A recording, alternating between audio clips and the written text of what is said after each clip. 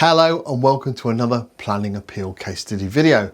This is an appeal for an annex in Wales. The proposal was to replace an existing timber outbuilding with a single-storey two-bedroom lodge for an older family member. It would provide independence for that family member while keeping them close to relatives who could offer care and support. Gwynedd Council refused the permission on the 30th of May. The council considered the annex unnecessary in the open countryside and feared it could operate as a separate dwelling. Officers highlighted its separation from the main house, its facilities for independent living and the possibility of adapting the existing house instead. However, the officers' report accepted there would be no harm to the local character, neighbours or residential amenity. The issue was whether this was genuinely an annex or potentially a new dwelling. Our appeal addressed that issue directly. We explained that this was a care-led family accommodation, not a speculative house. The lodge would replace a long-standing outbuilding on substantially the same footprint and remain connected to the existing home through its family use, access, parking, services and domestic setting. It reused previously developed land, met a genuine need and would not create new residential sprawl. Finally, the appellant offered to accept a condition preventing the lodge from being sold, let or occupied separately. That directly answered the council's concerns.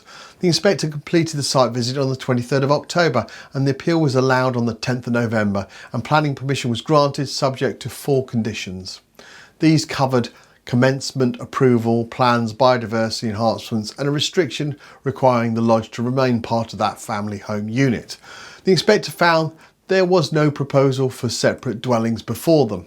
Access and parking would be shared, no separate garden. The modest single-storey lodge was close to the main house and significantly smaller.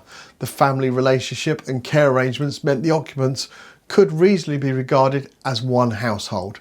The inspector also found no legal or policy requirement for the family to adapt the main house instead. The annex could be regarded as part of the parcel of the main home, with any future risk controlled by condition. There was approximately 5.5 months from refusal to successful appeal decision. We offer a full managed planning appeal service to our clients. We review the decision notice, offers a report and supporting documents, prepare the appeal case, monitor deadlines and manage the process through to the decision. The case shows why refusal does not always have to be the end of the road. The council saw a potential new dwelling. The appeal demonstrated a modest controlled annex with genuine ties to the family home.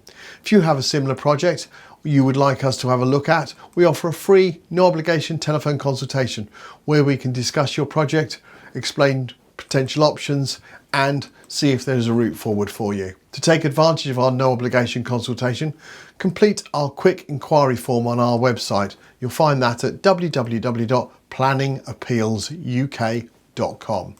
Thank you very much for watching this planning appeal video and we look forward to seeing you in the next one very soon. Bye for now.